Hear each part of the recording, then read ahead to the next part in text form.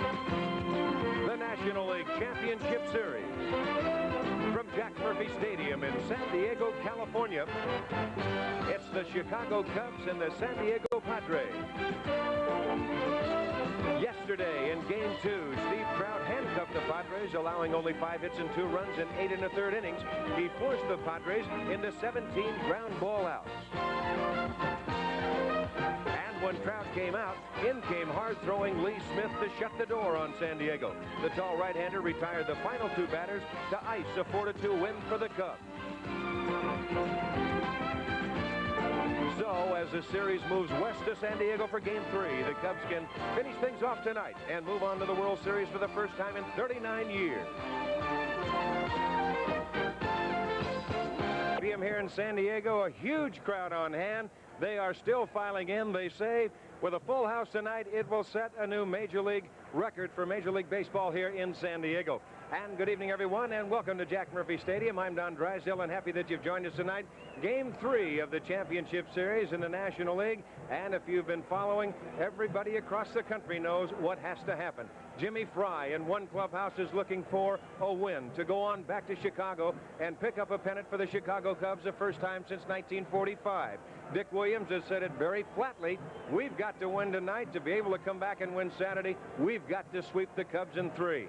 But working with me again is Earl Weaver and Reggie Jackson. And Earl, as you look at this trend as far as the first 2 games are concerned, there has been one as far as the Cubs are concerned, and the Padres also. Well, I believe there has. The Chicago Cubs have done what they wanted to do. Ron Sandberg and Bob Denier, the 2 men at the top of the order, have been on base 11 out of 18 times. Now, along with putting pressure on the defense with their speed, what this does is set the table for the hitters behind them.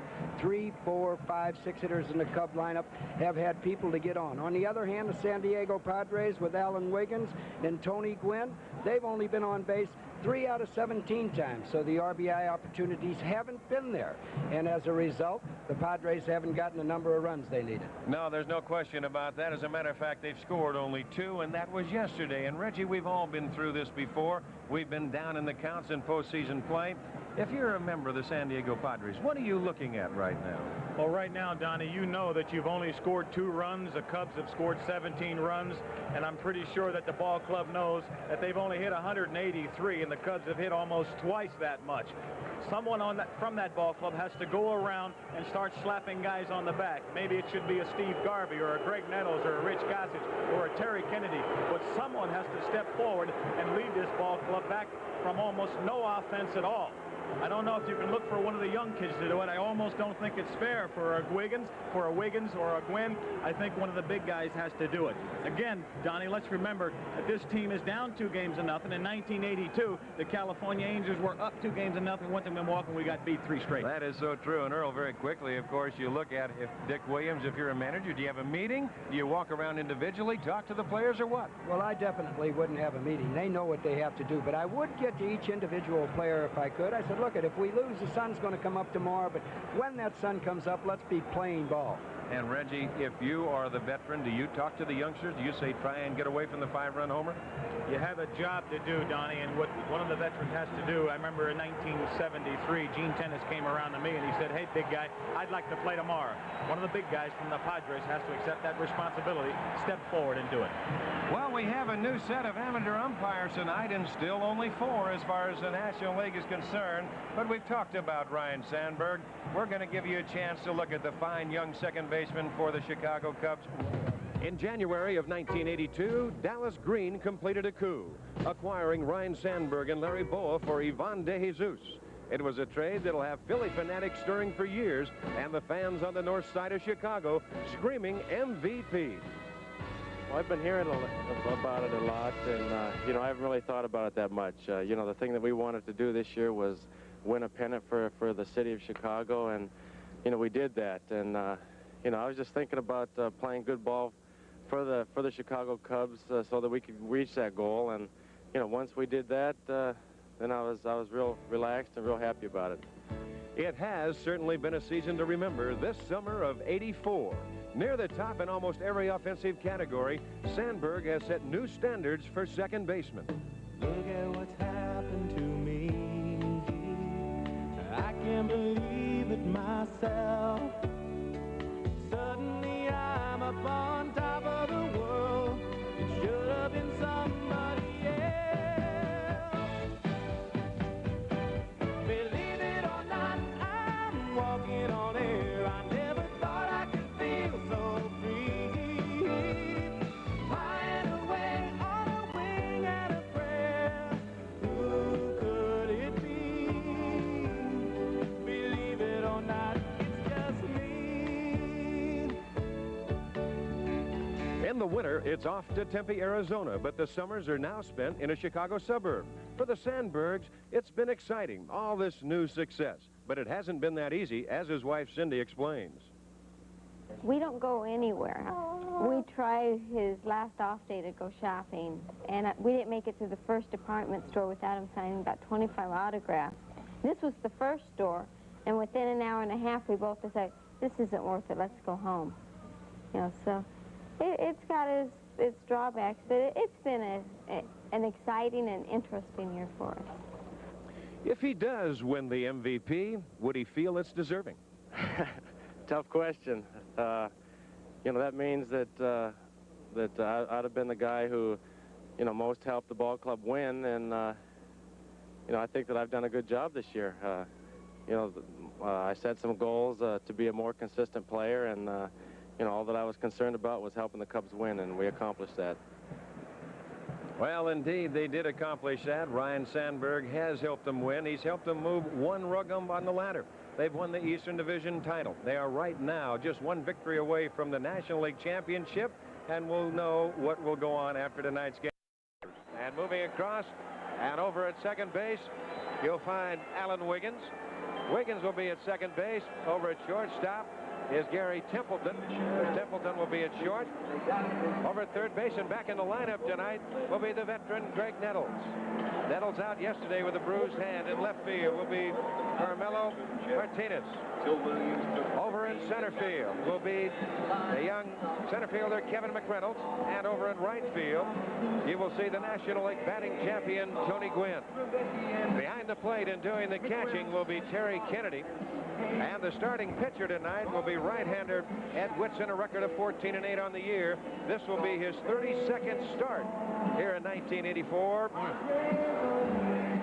29 years of age, born in Johnson City, Tennessee, now makes his home in Columbus, Ohio. He's a 6'3", 195-pounder. The umpires for tonight's game, we mentioned a new set. Terry Bova behind the plate, Frank Campagna at first with Frank Fisher at second and John Stewart over at third. Still, the National League electing to go with only 4.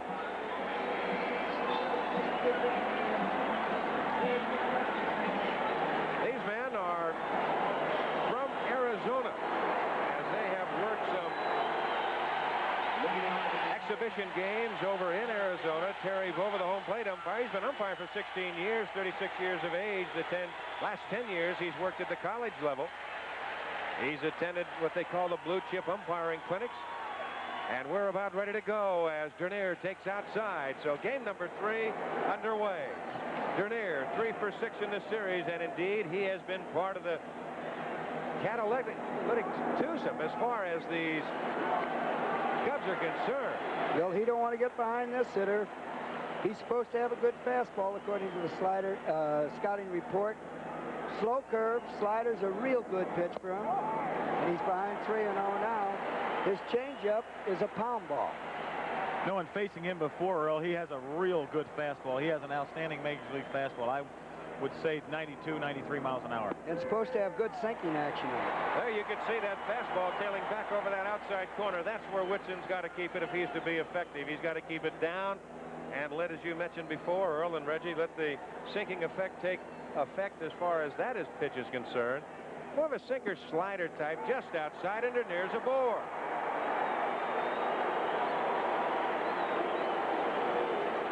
Well, just add 1 to Dernier. You see Dernier and Sandberg against Wiggins and Gwynn, a very interesting stat. 11-3, 7-2 in runs scored. Boy, I'll tell you, they have been something. 12 out of 19 plate appearances, an outstanding on-base percentage.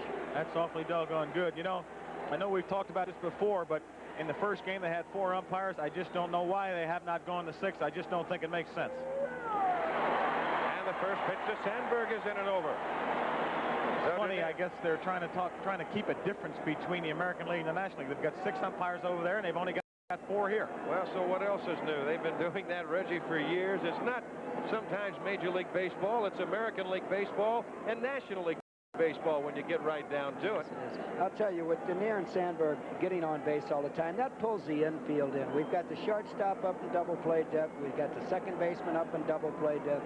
First baseman has to hold the runner on, and it just makes it tough. To the right side.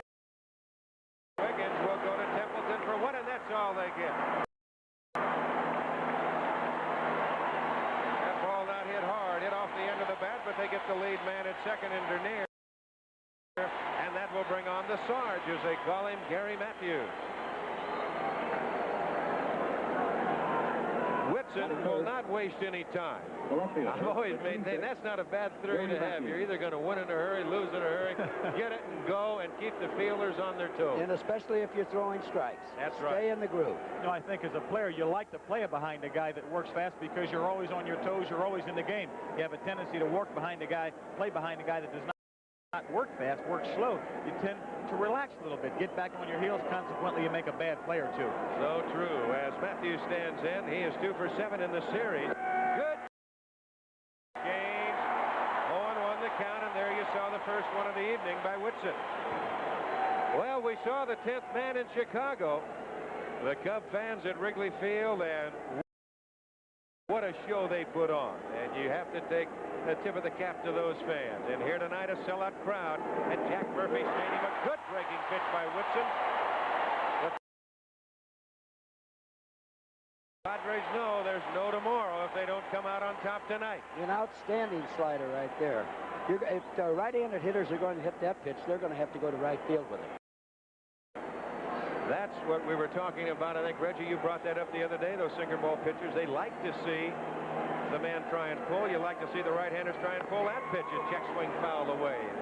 As Earl was mentioning, you're better off going the other way with a sinker slider type pitcher. You've got to go with the ball. If it's out over the plate, you've got to try to hit that ball to right field. Right now, I'm wondering whether the twilight is going to affect the hitters. Ed Whitson, although he does throw a sinker, he also throws very, very hard. And it just would not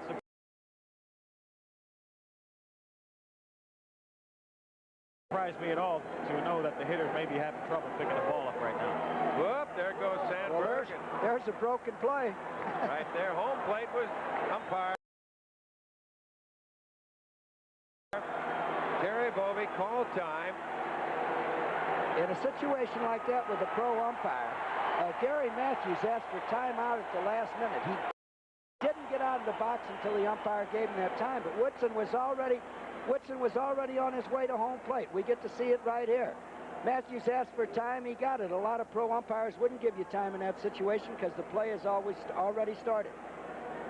And Sandberg was going, but not this time. That is fouled right side, backing out of play. You know, I've found in a situation like that, I'm one of the guys that does call time late when I'm in the box, Earl, and if you turn to the umpire and you're emphatic, you holler time yourself, then it does catch on. But if you lay back and don't say it loud, you will not get time, as you said. Matthews on the year hit .291, 14 home runs, 82 RBIs. Now he gets time again. I really don't think he should be giving him time that late, Reggie. Well, I didn't like that one right there. I did not like that one. Whitson is saying Whitson's upset. And so is Kennedy. Kennedy's turning around and saying, what is this? Who's running this? And here comes Dick Williams out. So Whitson, as we mentioned before, working fast, and right away the Cubs possibly with a little psychological thought here. I think that's part of the game plan. Here we get it again. He's looking over. He stepped out. He's on his way to home plate. I think he was late. I think he called time late. Another thing, you get Dick Williams, you get a little fire going right here now. You get a chance for the crowd to get excited. So I'm sure that the Padres will use this to their advantage. And now Jim Fry's out. I think this will help the Padres. All the man has to tell Jimmy Fry and Gary Matthews, I'll tell you if it's time or not. You're not going to tell me. And I think that's what Dick Williams wanted to find out. I think right kind of this is working in the Padres' favor. They haven't had any excitement at all, and right now they're just looking for something to get them going and get some fire, anything to change the pace. Well, when the Padres were loosening up before the ball game, and the fans start cheering them, giving them a hand, the ball players themselves went around and encouraged the fans to make a little noise. Now Jimmy Fry has had his say. The count remains at a ball and 2 strikes to Matthews. There goes the runner, up high, throw through, not in time. So Sandberg with a stolen base, and he had an excellent jump.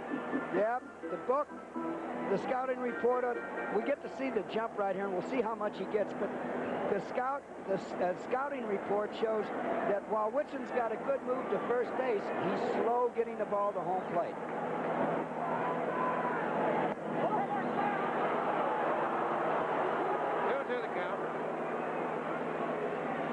He's got that big leg kick, and of course that is a base stealer's delight right there. As you look at Nettles at third, he's got to keep an eye on Sandberg. He is back quite a ways, and Sandberg get a pretty good jump. Change hit well left field, hooking down the line and into the corner. It'll be a foul ball. That had home run depth. He got a high change up over the plate.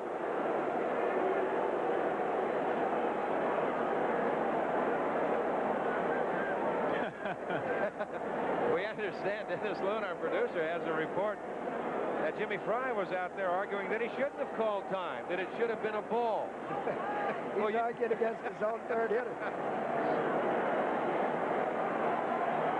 A 2-2 pitch. On the corner, got him looking. Whoa! My goodness gracious.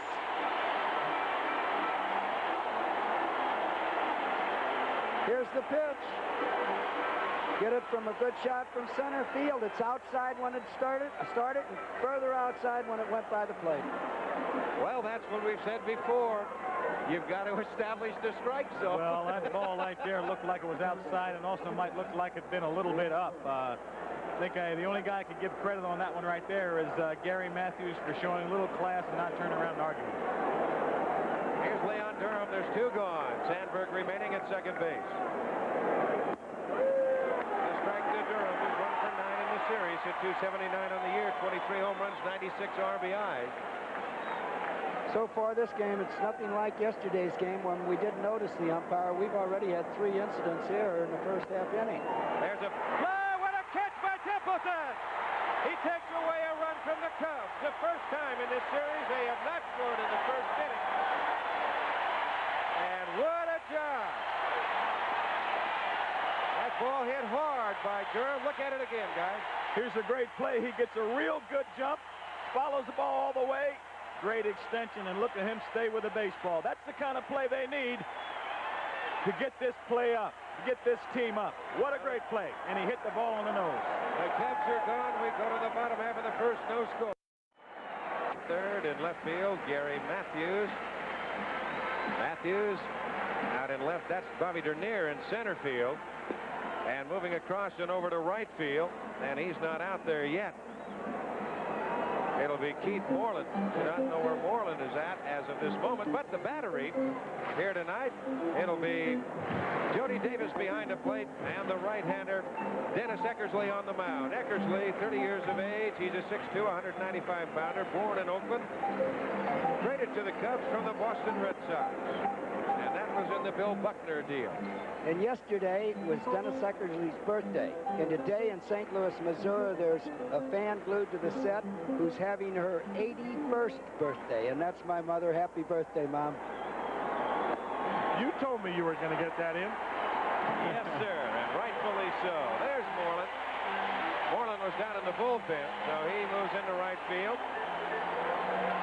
Now your infield from the left side will be Say and Boa. From the right side, Sandberg and Durham. And the outfield from left to right, Matthews, Dernier, and Moreland, and the battery of Davis and Eckersley. As it'll be Alan Wiggins to lead it off. He'll be followed by Tony Gwynn and then Steve Garvey. Eckersley, a record of 10-8 for the Cubs, but they say he has pitched much better than that. Well, there's no secret what he throws. It's sinker, slider, mostly down, but he works in and out. He's got a good changeup. Eckersley, 8-3 since the All-Star break. In his last 8 starts, He has given up 2 earned runs or less. That's low, and the count 2-0. Dallas Green, again, one of his deals with the Boston Red Sox. Really had 4 more or less consecutive mediocre seasons with Boston. There's a strike, and the count moves to 2-1. It seemed like, Don, his last few years with the Boston Red Sox, that he just lost his fastball.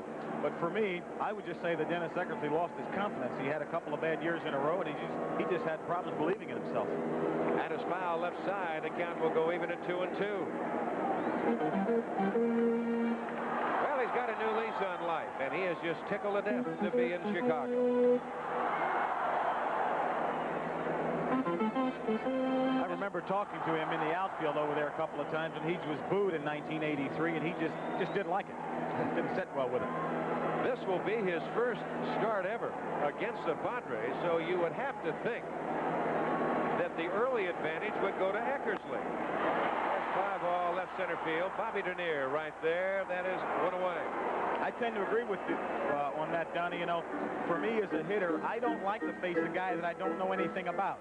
I would rather face a fellow that I've faced many times. That way I know what he's going to do to me. I know what to look for, whether he's going to work me fastball, curveball, inside or out. I think it should work to his advantage. Well, with Eckersley on the mound, did you look in or out? Because he goes both places. Did you just try to think with him on every pitch?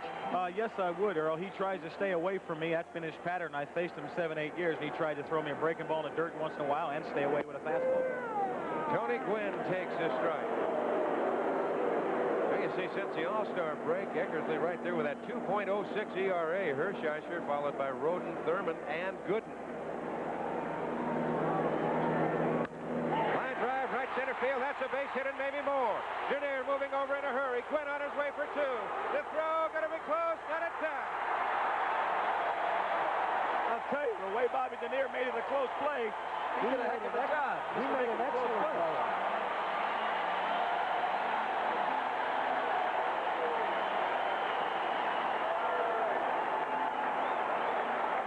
Now Gwynn picks up his second hit of the series. All right, we get it. The ball's hit real hard. It looks like it might go by for a triple. Dernier off with the crack of the bat, got the ball spun and made a decent throw into second base, and that's a long throw. It didn't look like it was going to be close, and he had Gwynn sliding. He made a great play just to make it close, Earl. Here's Steve Garvey. 1 out, 1 on. There's the breaking pitch for the strike. Wouldn't surprise me to see Gwynn try to steal a base to get something started here. Well, right now, as I said earlier in the show, you got to look for one of the big guys like a Steve Garvey to get the job done, to get the Padres on the board early. Breaking pitch outside. Gwynn can get a good lead out at second base, and you've got Eckersley with that high leg kick. Well, a lot of times for me, when you see a guy that threw hard for early in his career, all of a sudden they will not be able to go inside. They'll keep the ball away. And a guy like Garvey should know this. Top right side. Moving over Durham. Over is Davis. Durham calling. It's Durham for the catch. Gwynn goes halfway, and he will hold right there. There was nobody at second base.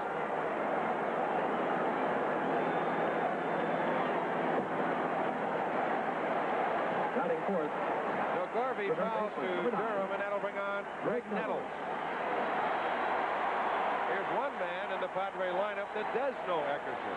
Yes, he does. He played against him with the Yankees there for several years, and I've seen him hit home runs off Dennis Eckersley to left and to right field. And Nettles is a pretty good low ball hitter. 327 down both lines here at Jack Murphy Stadium. 370 to the power alleys. 405 to straightaway center field. They brought the fences in here in San Diego from the spot where they had them when the Padres first came into existence. 0-1 the count to Nettles. It'd be interesting to see, to me, how they pitch Greg Nettles. Usually when you get older, like a guy like myself, you're 38 years old, Greg Nettles 39, 40 years old. A lot of times they just try to pump fastballs by you, and sometimes that doesn't work. And the change outside. 1 ball and 1 strike to count. The infield They're deep to the right. The outfield the same. There you see the defensive alignment. Sewell back end off the line. Over to his left is short. Sandberg out in the grass in right field. Bounce right side. Durham on the big hop. He'll go to the bag and do it himself. And the Padres are retired. No runs on a hit. They leave one, and after one from San Diego, there's no. Donald. All right, Timmy, as Keith Moreland leads it off here in the second inning, takes a fastball high, the count 1-0. It'll be Moreland, Say, and Davis. Keith is 3 for 7 in the series with the RBI, as you see right there.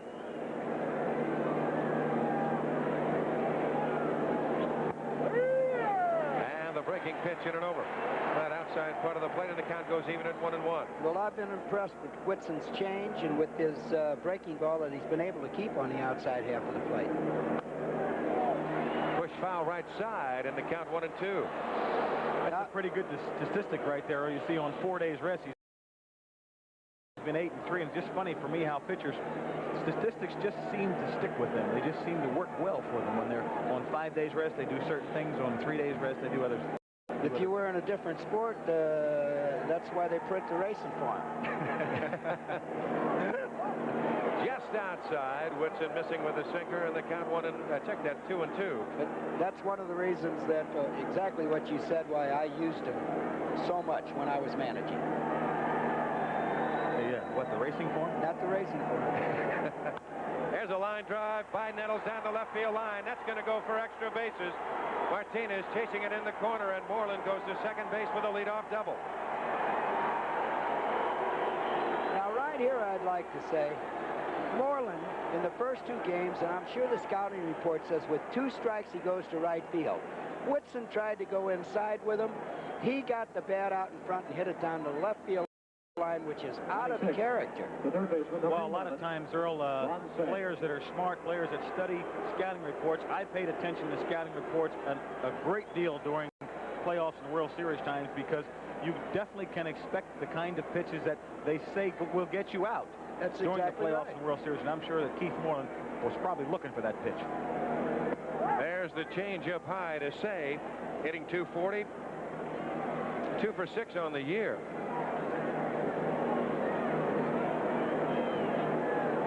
Say has not had the best record against Whitson. You saw a little bit ago at 133, the breaking pitch outside.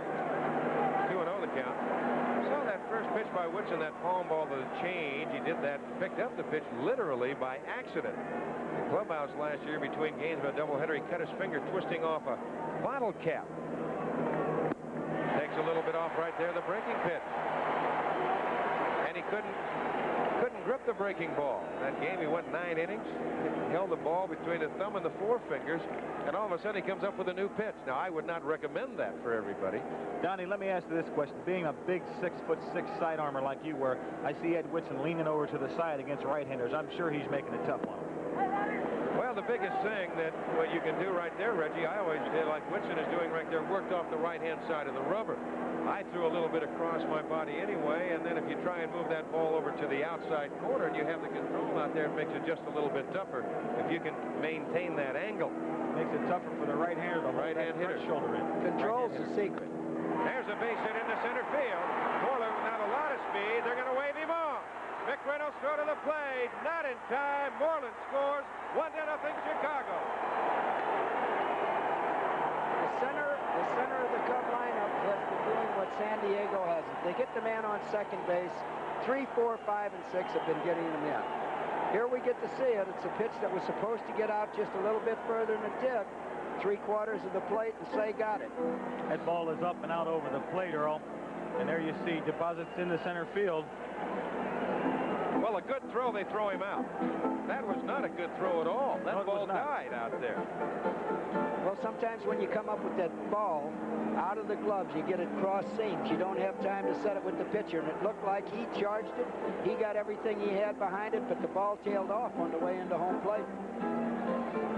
It was not a good throw.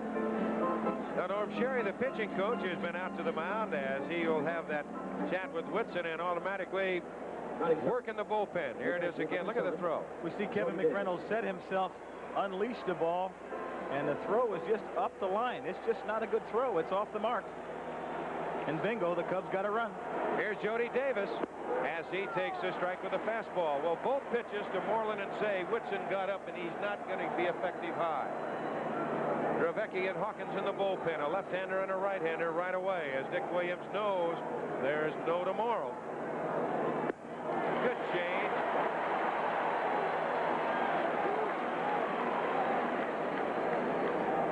To the count. There's talking the bad situation to be in, but you can't mess around now. I was talking to Dick Williams before the game, and he felt it imperative that the Padres get a lead.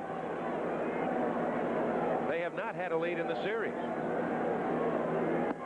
Outside the count, 1-2. I gotta believe if I'm Whitson and you have his type of stuff, you got to be staying down and away a lot more than what he's doing right now. Any success he's had tonight has been down and away. He got hurt right here in this inning. Both pitches were up.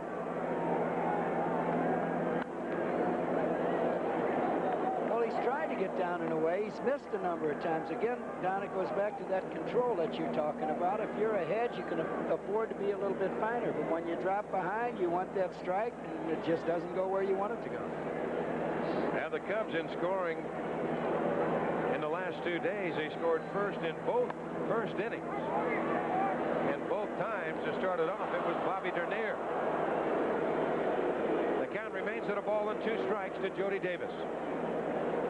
He right there, 3 or fewer runs in 25 and 31 starts. And he's down 1-0 here tonight. He has pitched well. He has pitched well.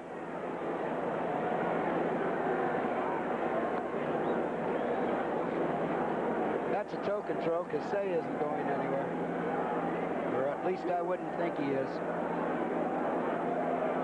Jimmy Fry down in that dugout. You see Dennis Eckersley grabbing a bat.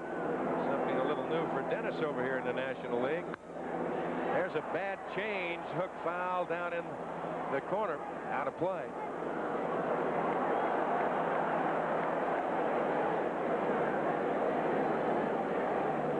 Of course, if Jimmy Fry should win this ball game, that man right there will be the first man since Alvin Dark to win pennants in both leagues. Yogi Berra was another, and Joe McCarthy was the other. And that's only because here's a ground ball, base hit left field. So Say to second, he'll hold right there. Martinez gets it back in. So Moreland, Say, and Davis with the hits. And the Cubs threaten again. Don, that's only because Earl Weaver told me earlier today that he has not managed yet in the National League. That's right. And here we get it in super slow motion. Again, you can see him trying to go to the outside half of that plate. We can see it real well there. The ball's center of the plate out, but not on the outside corner.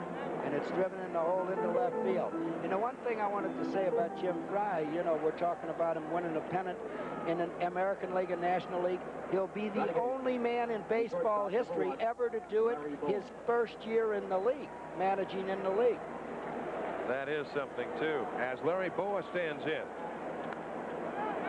Pops that foul, back and out of play. Here's a big man for Whitson because you've got Boa, followed by Eckersley, and then the leadoff hitter. You almost want to go into Dernier at least with 2 outs. Boa, switch hitter, and hitting from the left side. Indeed, they do.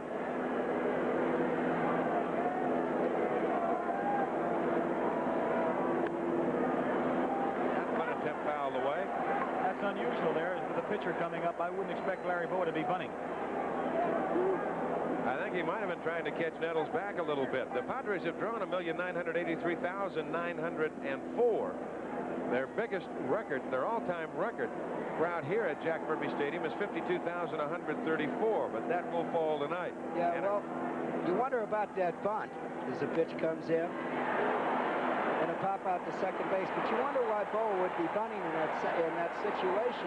Bo only has 17 RBIs for the year. He's trying to beat that ball out for a base hit and keep the rally going. I guess they didn't figure as though that ball was high enough for an infield fly. You thought that all of a sudden Templeton might have been able to let that ball drop.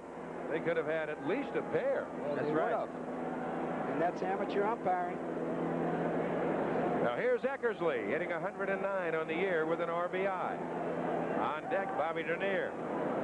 The Padres were looking for the bunt, and Eckersley showed no signs of bunting. He had that whole left side open. Now Templeton has got a new sign from the bench as he flashes it on the infield to see exactly what kind of a defensive alignment they want to move. There's a bunt attempt. If they let it go, they can let it drop. It's 2. How many times do you see that happen? We worked on that one in spring training.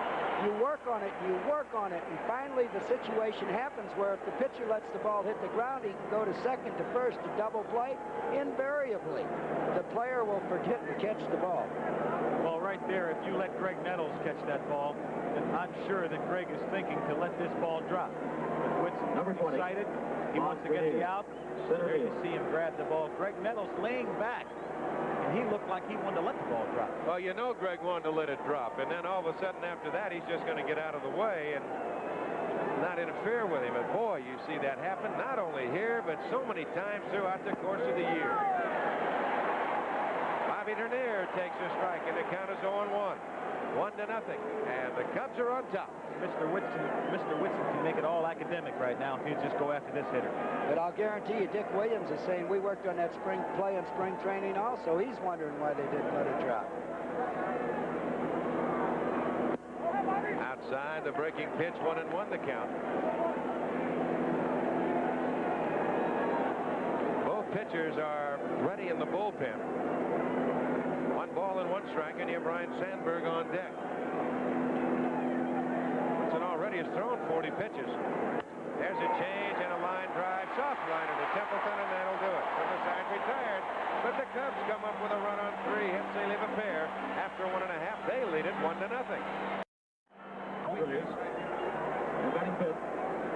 Nebraska and of course Oklahoma State and Georgia and Alabama right here on ABC. And you see the shot from the Goodyear blimp Columbia from Torrance, California. The pilot is Captain John Creighton from Hermosa Beach. Our cameraman up there tonight is Arch Griffin. As we go to the bottom of the 2nd inning, and it will be Terry Kennedy to lead it off. Kennedy takes a strike, 0-1 the count. He has taken the collar in the series, as you see, 0 for 7. Be interesting to see to me how he works Kennedy. Eckersley has trouble with left-handers throwing the ball inside, and Kennedy likes the ball away. Kennedy yesterday in that final out of the ball game with Lee Smith. Of course, Smith can supply a lot of power himself. There he just reached out. There's another change out there. 1-2 the count, and just kind of laid the bat on the ball and took Cotto right to the wall. You think, what if he'd have turned it loose a little bit? What might have happened? The Reds, the first 3 pitches were outside. Out of play, and the count remains at a 1-2 strike. And he might have tried to go in there, but it was more center of the plate. Exactly. Boy, they're right there. He's got to get that bat going if they're going to do anything. 7 of his last 11 starts. He is with the one collar. of the keys, Donnie. He's one of the keys. There's a one-hopper hit to ball. Routine play for the veteran shortstop, and he throws him out.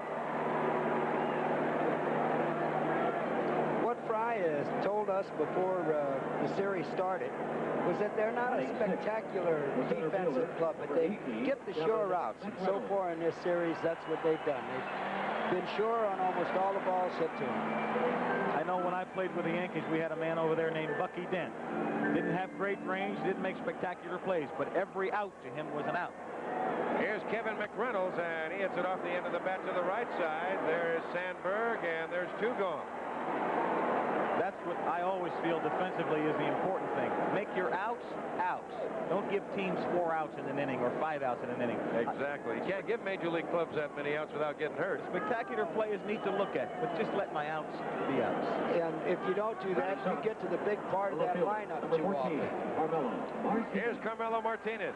2 for 7 in the series. On the year, he hit 250, 13 home runs, and 66 RBI. The lights are on here at Jack Murphy Stadium and starting to take effect a little bit. Eckersley missing outside, the count 1-0. Boy, if that isn't beautiful. That is absolutely gorgeous as you look out towards the Pacific. Change is high, the count 2-0.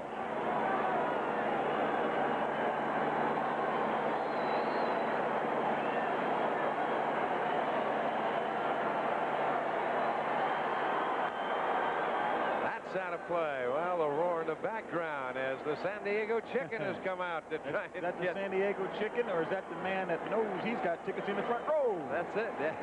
Is that Euchre? I don't know. Of course, I've seen him like that a few times.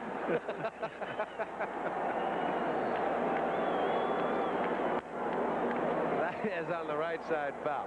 Well, we talked at the hotel today about San Diego looking flat. When a team is not producing offensively, they're going to look bad. There's nobody stealing a base. There's nobody going from first to third. You're not getting back-to-back-to-back singles. And you're just not yourself when you're not producing offensively. That's true. When you're not on the bases, not running around, and not sliding, it just looks like you're flat, whether you're flat or not. That's how it's going to look. Earl, I don't know about you, but I sure like this guy's stance, Carmelo Martinez. He's got a real aggressive, powerful-looking stance. And he's a strong fella.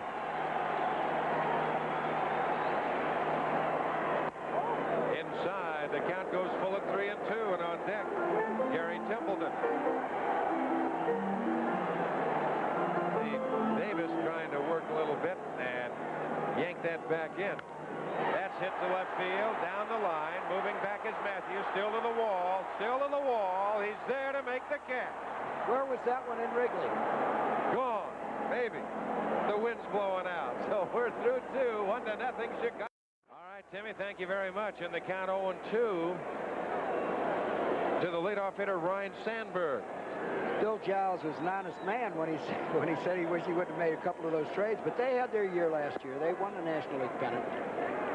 Well, we're going to have to check on that last deal to see which it was with the Phillies and the Cubs. I'm trying to think of that might have been the Matthews-Dernier deal. That was it. That was it. I think there's a lot of teams could have won that division, or any division, if they'd have had Sutcliffe and Eckersley. Way outside, the count 1-2. You get two guys that go 26-9 for you. I think there's a lot of teams that could have won it. And Eckersley pitched in tough luck all year.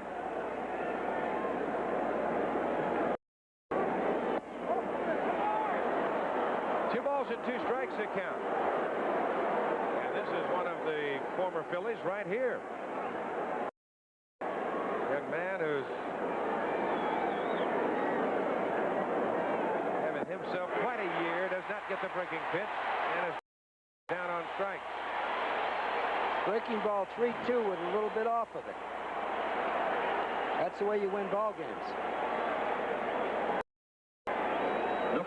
As we get a look at the pitch again, as Big Ed Whitson comes around over the top this time, you can see the rotation of that baseball. Almost looks like the bottom falls out of that ball as he swings and misses. Here's Gary Matthews. Sends it high, right side foul. Garvey moving over right to the box seat railing and fighting the tarp, can't get it. You know, there's been a lot of trades really over the years. You take people like Frank Robinson, and when I left the Yankees the first year I was in Anaheim, I had 39 home runs, but I think it's over the long haul that people like that make trades, and to go on and blast a guy. I remember when they traded Jack Sanford a long time ago over to the San Francisco Giants from the Phillies. He had a great year as well on over 20 ball games. Sometimes an organization is just strong in one position, and there's not much you can do about it. You can only option them back 4 times. He got away with a high fastball right there. This is not the first time it'll happen to an organization, and it won't be the last. Look at all the people that Baltimore got in 1976 from the Yankees. Yes, they still got starters from that play. And yet, it helped the Yankees win the division that particular year that the trade was made. Just outside. Maybe a little high. 1-2 the count. Getting back to that trade, it's Tippy Martinez, Rick Dempsey, Scott McGregor. And you've forgotten who went over to the Yankees, but they helped them win in 1976. Out of play, right side. The count remains at a ball and 2 strikes. There's 1 out. We're in the top of the 3rd, and the Cubs on top 1-0. Boy, you talk about irony. As far as Chicago is concerned, they've won 98 games this year, including the 2 postseason games. Cubs team to win more than 98 games in one season were the 1945 Cubs. They won 98 regular season games and 3 in the World Series. Of course, they came up 1 short to the Tigers. High, 3-2. Are you trying to say that this is the year of the Cubs? Boy, I'll tell you, They have had so many things going their way, and you just got to take your cap off to them. They really have had a great year. Watching. Well, Whitson had him 0-2 and loses him. Last two hitters, 3 and 2. Got one, lost the other one. You never know. You never know. It's never over until it's over. Remember in 1982, over there in Milwaukee? Yes, I do. The Angels leading 3-2, leading 2-0. We go in there, and again, in the 7th or 8th inning, we were still leading that ball game. Had a chance to go to the World Series. It was taken right out, just snapped right out of the cupboard. Cecil Cooper with a base hit, and all of a sudden we go home. Well, you saw that. Only 3 walks in the last 6 starts, and of course, he's walked 2 already here tonight as Leon Durham stands in high.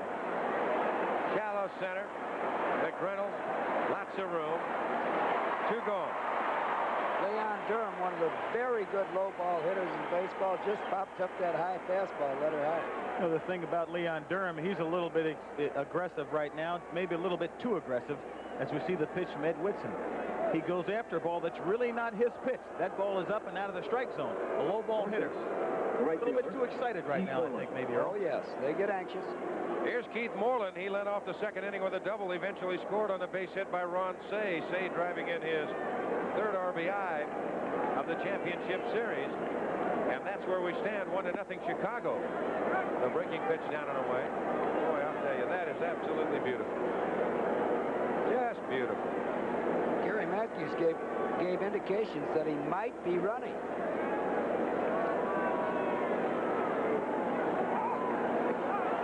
It almost got picked off. He was going on either one of those pitches if he could get a jump. Well, Earl, almost only counts in horseshoes and accidents. Well, Matthews had 17 stolen bases on the year, so indeed you do have to keep an eye on him. Almost picked him off, but they say to get as much lead as you possibly can, and that's just about what he's got. Well, he was on his way to second base. There's the strike to Moreland.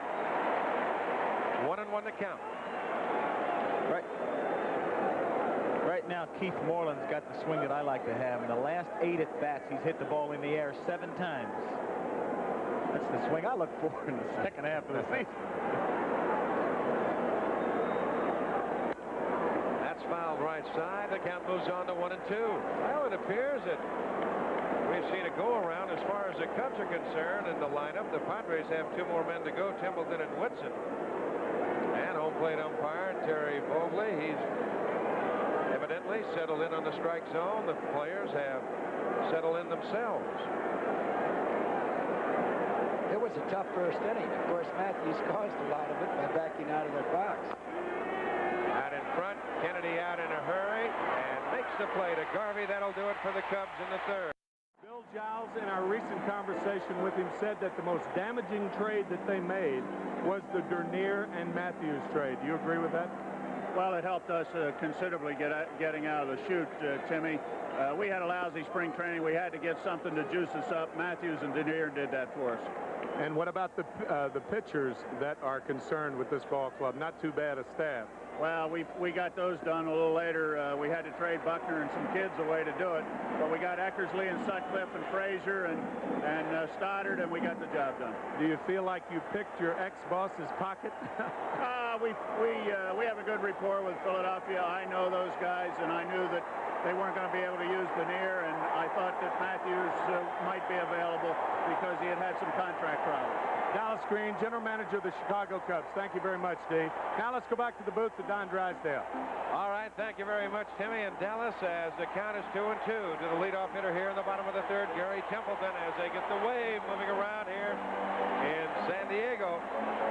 Boy, they've got a full house. They can get it rocking. 1-0, the Cubs on top. A run on 3 hits for Chicago. No runs on 1 hit for San Diego. Play left side, the count remains 2-2. Well, that rapport between Dallas Green and Philadelphia will continue, but the trades won't. I can bet on that. The trades will not continue. No. Really? No. You'd have to put a 30 at the bottom of that. A final. End of story.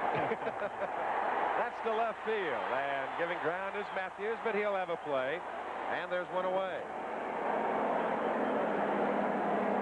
And that'll bring on the pitcher Ed Whitson. I think that sooner or later the Padres are going to have to get something going. Whitson is doing a job right now. He has slowed the Cubs down. They've only got 1 run. The Padres have to get something going. I don't care if it's a base on balls or get a man on base with an error or steal second or something. They've got to get some movement. Well, you know, you just heard from Dallas Green with our colleague Tim McCarver, and I'll tell you something that is absolutely amazing when you think about this. Lee Smith and Henry Cotto are the only players signed and developed in the Cubs farm system. Amazingly, 20 on this 25-man roster were acquired by trades, and 8 of them were former Phillies. How to play right side very quickly, 0-2. I'll tell you, Don, I've played for quite a few ball clubs like that. That's a thing of beauty right there, huh? I've played for quite a few clubs. The Yankees, the California Angels, that have put a lot of different ball players together, and they've won. 1-2, the count to Whitson. On deck is Alan Wiggins. Doesn't make much, a lot of difference how you acquire the players as long as you've got enough of them on the field that can do the job. Inside, 2-2 the count. As the wave moves on, the lower deck to the Loge deck to the top deck, all the way around Jack Murphy Stadium. Oh, what a sad that has become. Off the end of the bat, Ronsay to his left. On across to Durham, and there's 2 gone.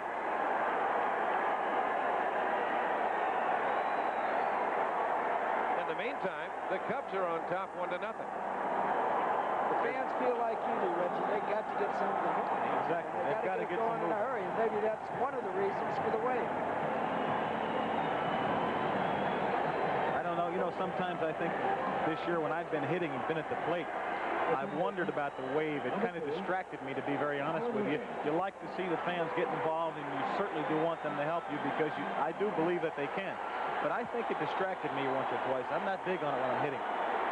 Here's Wiggins as he checks the bunt, takes low. I've often wondered about that because I've had something similar to that before the wave ever came in. But about the pitcher standing back there, and all of a sudden when you throw and release, about the time they come up from behind home plate trying to pick that ball up, a bunt. And I don't know if they won't get it. They won't get anybody. That's exactly what they need. Boy, that was perfectly executed. Once it got by Eckersley, and Durham had to make the play. No chance. What a perfect bunt. We see it high here from the third base side. Put in a perfect spot. There's nobody that can get to first base quicker than Alan Wiggins can now, once he got that ball down where he did. You know, Dick Williams made a big point before the ball game. I almost thought it was unfair of him to say it, but he felt that Gwynn and Wiggins had to get on base. They've got some excitement now. They've got Wiggins there, and he'll be standing on second as quickly as he possibly can because he's going to try to run. Well, watch the high leg kick of Eckersley and see if he tries to counter in any way. There's that little just short toss. He never did before in the American League. Tony Gwynn has hit .413 when Alan Wiggins has been on base. And the big reason for that is because he can hit anybody's fastball. And to try to throw a base runner out at second base, you're going to get a lot of fastballs. You would have to think that, boy, you think that isn't a delight for a second place hitter. Well, that's true. And sometimes sitting in the dugout when I was managing, I'd almost say to myself, let him go and get your hitter out. There's 2 outs. You'd want to say that. It's not the right thing to say, but I said it to myself a million times. And we can see Dennerson going over to first base time after time. You know that Wiggins is on his mind. Well, Wiggins at first, and here's what Alan Wiggins had to say about running on Dennis Eckersley. From what I understand, Eckersley comes from the side, so he's got to get a little action on his motion. So he's going to be a little easier than Sutcliffe to run on. Again, and Eckersley certainly aware of that. Yes, that's why you see so many throws over there to first base. He knows he doesn't have a great move. He knows he has the high leg kick to be effective. So he's going to try to keep Alan Wiggins over there as close as he possibly can. Say up at the edge of the grass at third. And again he goes over there. And the thing right here, Earl, if you're sitting there and you're a manager, you're hoping, I would think, that Wiggins goes as quick as he can. Get him off of the pitcher's mind. Don't let him disturb all of your concentration. Right. And if you're Dick Williams, You want him to stay over there. No, he's going to let him go, Reg. You see Gwynn thinking he might go too. I think it'll take a little load off of Gwynn's shoulders when you get a man over there like that. Well, Wiggins is going to go when he gets the jump. He's going to go when he feels like he can make it and not until then. This is what makes baseball great, that's for sure, Donnie. Well, I think what he might want to do right there is take a look at one pitch. There he goes, a little late jump. The throw, got him. A late jump by Wiggins. He did not get a good jump at all, and Jody Davis had it on the money. All right, we get the jump. I'll tell you, Dennis Eckersley didn't worry about it to the hitter. He cut that leg kick down, and as a result, Wiggins wasn't going. He slides into second base, a perfect throw. He tags him out. We'll be back. Chicago. As Ron Say takes down low, they appeal, they say no. The first appeal that we've seen in this series, I believe. I don't remember any. And I don't think he swung at the ball. We'll have to see. Went out after, but didn't go across the plate. 2-0 the count to Say. Had the base hit after the double by Moreland in the second inning to put the Cubs on top 1-0, and that's where we stand. On deck, Jody Davis. Pop right side. Garvey will have a play in foul territory. Out number 1. And a reminder that the National League Championship Series, an ABC Sports exclusive, is being brought to you by Bud Light. For all you do, this Bud's for you.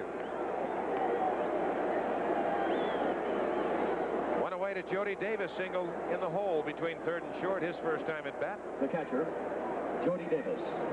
The Cubs with 3 hits and the Padres with 2. Davis having a good series, and as far as I can remember, that was the first man thrown out stealing in the series. Have not been a lot of attempts, really.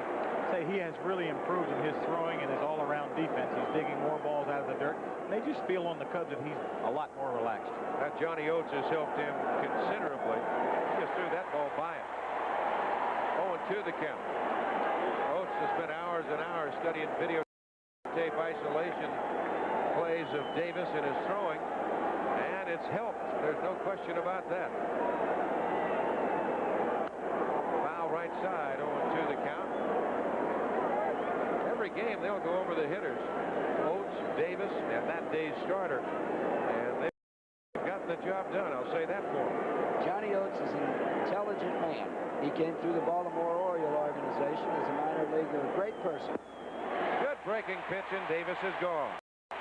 Got that big side arm motion right now. Big step out to the side. He's really throwing the ball well, and it's working real good for him. Well, that'll be coming your way this Saturday on ABC. You'll see either the Cornhuskers of Nebraska and the Oklahoma State Cowboys have a 4-0 record, or the battle of the SEC rivals Georgia and Alabama. And, of course, a week from Saturday, the #1 ranked Texas Longhorns battle the #3 Oklahoma Sooners. Right here on ABC at 3:30 Eastern Time. High pop. Wiggins says he'll take it. And Templeton moves alongside. He makes the catch, and Boa retired. The Cubs are going in the 4th. No runs, no hits. There's another one from our Goodyear blimp. A full house right here at Jack Murphy Stadium in San Diego. A beautiful complex. The Cubs on top 1-0, and we're in the bottom of the 4th inning. And it'll be Tony Gwynn who is at bat when Wiggins was cut down trying to steal to end the 3rd. Gwynn, Garvey, and Nettle.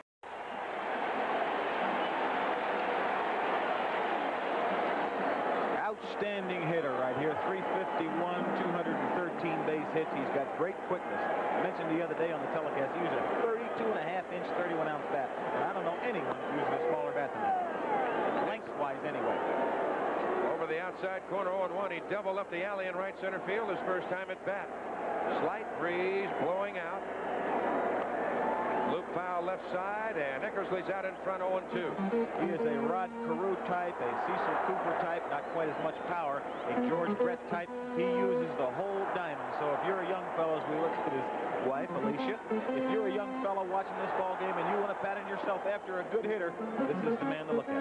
He really dives into the ball.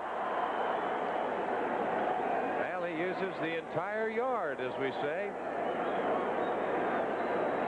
Excellent excellent basketball player at San Diego State.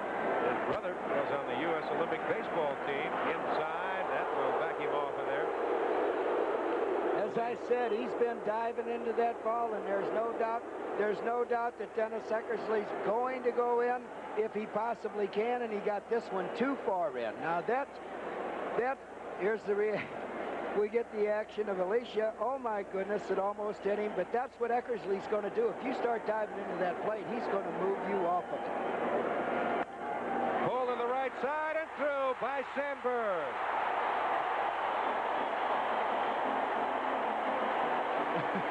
Yeah, that'll bring a different reaction from Alicia, I'm sure.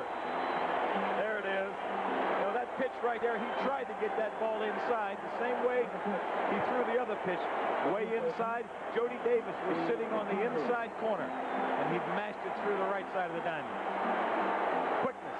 There it is. Mashes that ball right by Ryan Sandberg.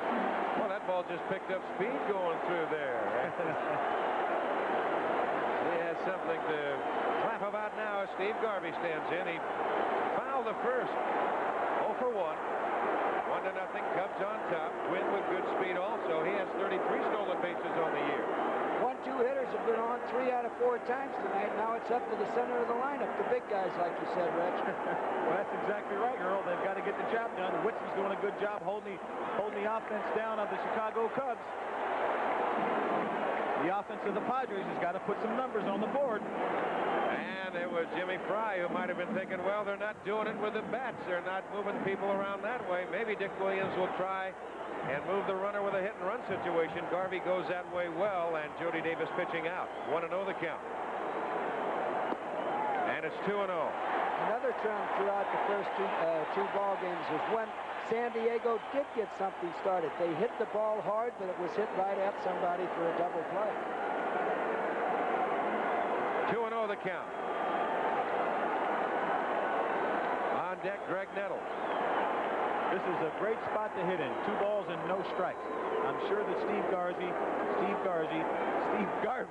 get it out of here. I'm sure that Steve Garvey's looking for a fastball to work with. And I wouldn't want my runner to run on this pitch. Let Garvey get his pitch and let him swing as hard as he wants to. The 2-0 pitch to Garvey. Off the end of the bat, could be 2. Boa to Sandberg for 1, and they turn it over, the double play. So they went to the 2-0 breaking pitch, and Garvey hit it off the end of the bat. It's amazing how many good pitches the Cub pitchers have made when they're behind. He hit the ball hard, but here again, it didn't find a hole right at Boa. I don't think he really hit this ball hard, Earl. Greg Nettles. But it was hit hard enough so that Garvey's not even in the picture yet. Sure. Now very quickly, 2 gone as that settles the crowd down just a little bit, and it'll bring on Greg Nettles. High to right center. Nobody sees it. Dernier didn't see it. Moreland didn't see it. Now Dernier sees it and makes a catch. Both of them stood there with their arms out. They could not see it. So the Padres are gone in the 4th, and we're through 4. 1-0 Chicago.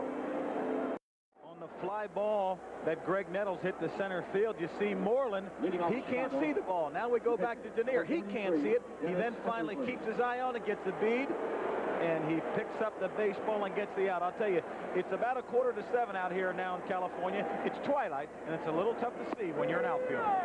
This is the toughest time to play in when the ball goes up in the air. You can see the twilight. It'll be dark in 10 or 50, well, even less than that. We'll say 5 minutes, and the ball won't be quite as hard to see for the outfielders. And very quickly, it is 0-2 to Dennis Eckersley. On deck, the leadoff hitter, Bobby Dernier, and then Ryan Sandberg. As Eckersley is down on strike. Number 4 for Whitson. We go to the top of the order in Dernier. I don't care if that was a pitcher or not. There were 3 pretty good pitches. There's a tough spot looking out west out there, Reggie. Just right now, that ball is just about the same color as the sky. Yep. And that's what makes it so tough to pick up. I know one of the reasons that I used a black bat. Willie Randolph told me that at night, and especially in twilight, it's tough to see the ball come off the bat. I thought it gave me an advantage. That's why Reggie Jackson uses a black bat. I'll be darned. Let's That's the first time I ever heard that. Yeah. Willie Randolph, ask any of your infielders. Willie Randolph, when I was with the Yankees, told me it's tough to pick the ball up off a black bat. Dernier to the right side. There's Wiggins. On to Garvey, 2 gone. I always thought it made sense. It's a little tough to see that black bat coming through there at nighttime. The second baseman, Ryan Sandberg. Well, there you see the players that have been acquired from the Philadelphia Phillies. Boer, Dernier, Matthews, Moreland, Ruthven, and Sandberg. And you've got everybody in the lineup tonight except Ruthven. He's a pitcher. 5 of them. Ryan Sandberg, 0 for 2 tonight. Not a fielder's choice. He's stolen a base and he struck out. That change, Woodson has made a couple of mistakes inside. I've continued to be impressed with the way he's pitched tonight, though. I agree with you, Earl. He is doing his part, Donnie. Both pitchers have been pitching well as Sandberg takes the strike. 1-1 the count. Yeah, they have praised this man, Ryan Sandberg, all year long. I have only had a chance to see him on television, but he sure has shown me an awful lot. Oh, he can run, he can throw, he can hit for power, and he can field. He can do everything. You know, the funny thing about that Philadelphia trade, Sandberg was really not that well known. Dallas Green knew him. They wanted Aguayo. They were rejected. That's the center field. McReynolds is there, and that will do it. No runs, no hits, no errors, nobody left, and we're through 4.5 at the halfway point. The Cubs on top, 1-0. We go to the bottom of the 5th inning. Kennedy to lead it off, takes down and away. 1-0 the count. Bounced to short his first time at bat.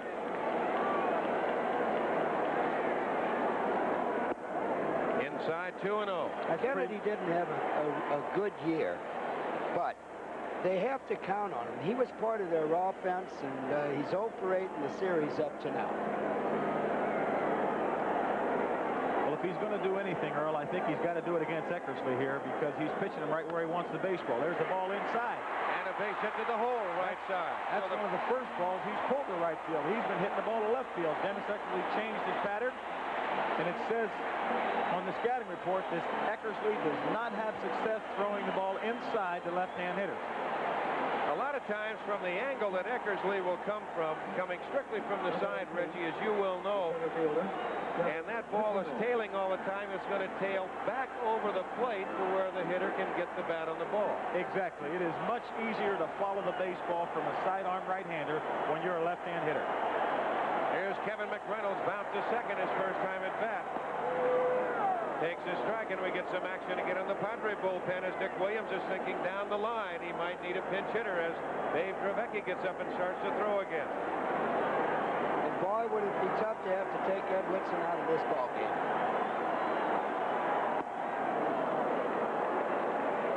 This young man right here, as you look at Dravecky in the bullpen, 0 for 5 on the series.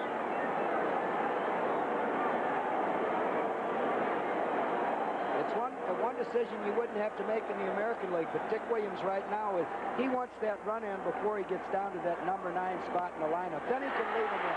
Right through the wickets as Kennedy goes to second. He'll stop right there. Looked over at Ozzie Virgil, and Virgil very quickly held the hands up and said, no, sir, not with Dernier out in center field. As Earl said earlier, the Padres need base hit, base hit, base hit in a row, and here's an opportunity for it. There's a ball right between his leg, right between the pearly gates.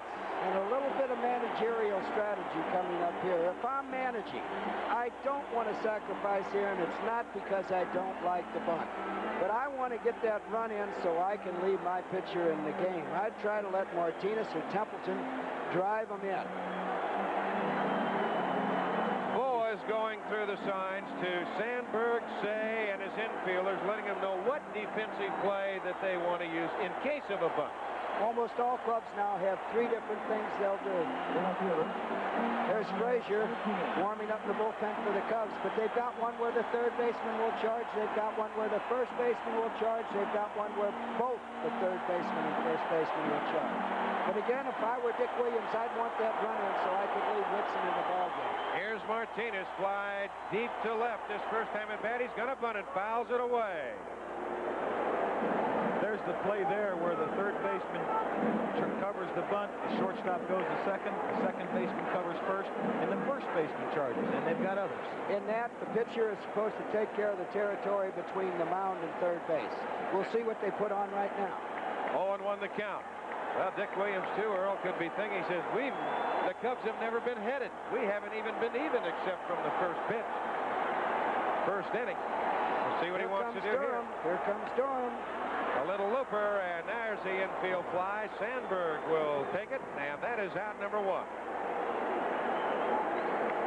Now you've got a load of potatoes on the back of Gary Templeton.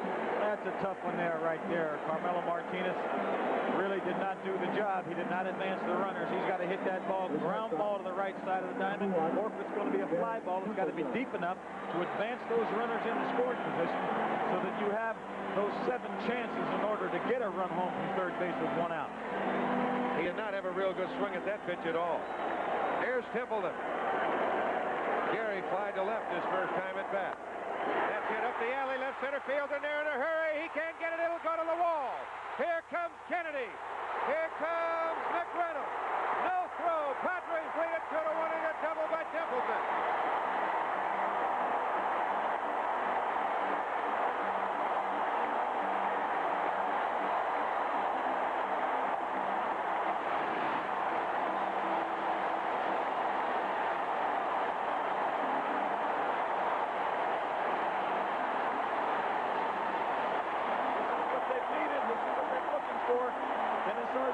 Does not get the ball inside. The ball tails back over the plate, and Templeton's got a big double, and the San Diego Padres have 2 runs in, and now Dick Williams gets a chance to leave Ed Whitson in the ballgame. Well, that's what I'd have been shooting for all along.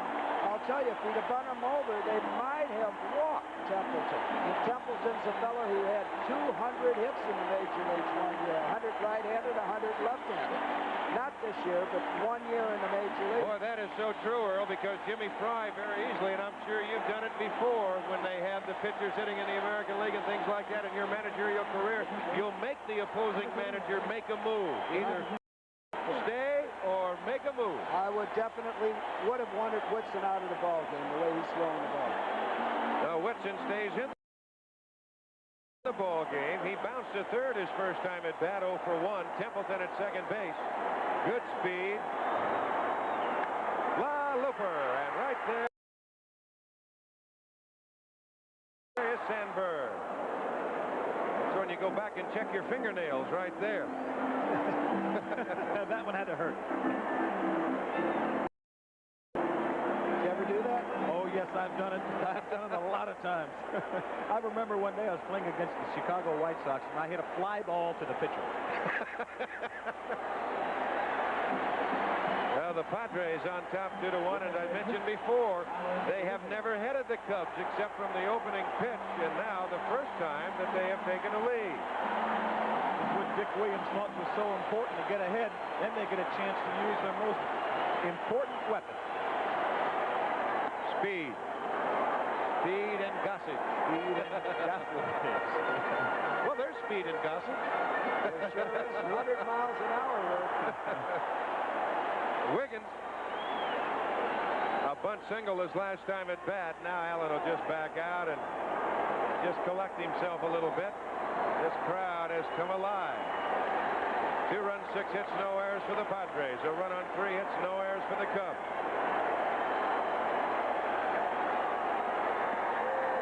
Takes a strike and a count 0-1. So a lot of times they talk about crowds should wake up, crowds should come to the ballpark. There's only one way to put people in the ballpark and only one way to make it excited.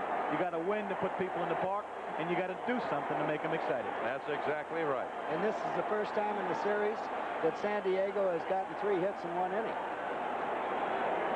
Kennedy led off with a single to right. McReynolds hit a line drive single back to the legs of Eckersley. Martinez popped to second. Templeton doubled up the alley in left center. There's a base hit center field. Here comes Templeton around third. Dernier. Good arm. Throw off. Cut off by Durham. Back to Sandberg. They get him, but the run score. And it's 3-1 San Diego. Notice the important thing right there. You saw Gary Templeton continuing to run home, because if he does not cross home plate before they tag the runner out at second base, he does not score. Here's the pitch. Smacked into center field, a line drive. Denier charges hard, comes up throwing, makes a good quick throw. It's offline. Templeton hustles all the way over, and now the player's out, but it doesn't matter. And it's 3-1 the Padres. We'll be back after this word. We take a look at the play again. Alan Wiggins singles sharply to center field. Bobby Denier makes a great charge and a good throw, cut off by Durham. The important thing there, Gary Templeton kept running to make sure that he crossed that plate before before Alan Wiggins was tagged out. Exactly, and right there, Gary Matthews jumped on the first pitch and lines it to left, and the Cubs are trying to fight their way back. 3-1 the Padres on top. And something else about the last play of the last half inning. The Cubs got themselves out of that inning without having to get a man out at home plate. They took the sure out at second base. Here's Leon Durham, and you get action in the bullpen for the Padres. There's a strike, and the count is 0-1. So the leadoff single by Matthews. Durham is 0 for 2. His line to short, and he slide to center. Durham so far has not been patient in this series. He's been swinging at balls that just aren't his. Are not in his zone. That one was. That one was, and he hooked it foul. Boy, he's got a big hole to shoot through on that right side. He's been pulling that ball a lot to the right side. Hit a few balls, about 3 or 4, 5 to the opposite field. Kennedy didn't like that pitch by Whitson. He walked out in front of home plate. I think he's telling him to get that ball on the outside half of the plate. 0-2 the count. Should be 2. Wiggins to Templeton for 1, and they double him up.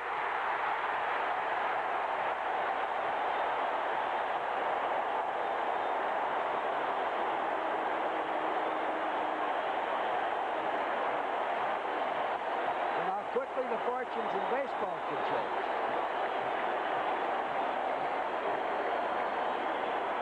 Templeton has come to play, Donnie. He has come to play today. He's got fire in his eyes. Well, I'll tell you, he got Matthews down in a hurry at second base, and with his arm, you don't want to stand there and challenge that little white pill. There's Keith Moreland. He has put the Cubs on the board. A leadoff double in the second inning, scored on a single by Say. That's when the Cubs bunched 3 of their base hit, the double by Moreland, a single by Say, and a single by Davis. There's a strike, and the count is 0-1.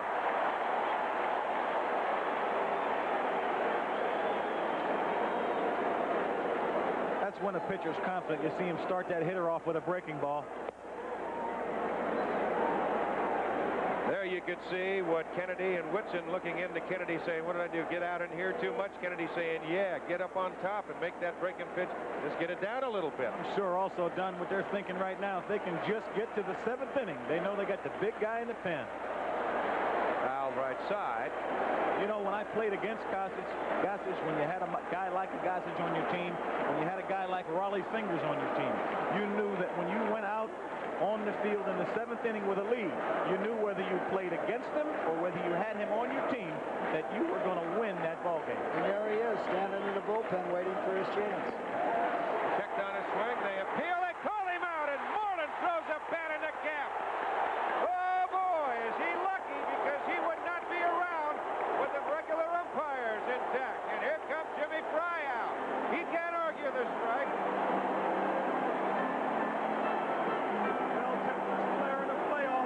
Sure, and I think that the umpires are aware of that. I think the regular umpires are aware of that kind of thing. The side retired as Fry goes back. We go to the bottom of the 6th inning, and the Padres on top, 3-1. Good low outside breaking pitch. Moreland's bat goes across the plate. Now there's going to be an appeal. The appeal down to first base, the call on strike 3, the throwing of the bat, and sometimes that earns you an early exit. And Tony Gwynn will lead it off here in the bottom of the inning for the Padres. It's the bottom of the 6th. The Padres on top, 3-1. On the corner, and the count of ball and a strike. Well, Dick Williams came out and talked to the home plate umpire. Earl, what do you think was on his mind? Well, Fry went down to the first base umpire. He gave an appeal, and if the rules is in the regular season, you cannot appeal a ball and strike out of the dugout. And I think Dick Williams wanted Fry ejected from the ballgame. Very much so, and it very easily. He's talking to Ed Vargo over there now. There's Eddie Vargo, one of the National League supervisors, and they're going to might make an appeal right here. Williams is after Vargo. There's a base hit left field. Well, I'll tell you, you knew it wasn't going to last for long. Anybody that's hitting 350, 351, this man came into the ball game with one base hit. You know that's not going to last very long. He's hit the ball on the nose 3 times. And here's Mr. Garvey. Garvey tonight has fouled to first and hit into a double play. And Steve would like to say hello to his 2 beautiful girls, Tricia and Whitney, in New York. Daddy says hi. Daddy would like to do something for you tonight. That's exactly right. Now Gwynn's at first, nobody out. 3-8-0 for the Padres, 1-4-0 for the Cubs. There goes a runner. Bouncer right side, Sandberg over. Now they go back to first, and they make the play. If Gwynn keeps going, he might go all the way to third. That ball just was not hit hard enough. Well, it was an outstanding play by Sandberg. He was on his way to cover second base when Gwynn took off. Sandberg had to get... Sandberg, you'll see, is on his way to cover second base. The hole's wide open. He recovers. He comes back. He gets it. And if Gwynn would have kept going, he could have went to third base on the play.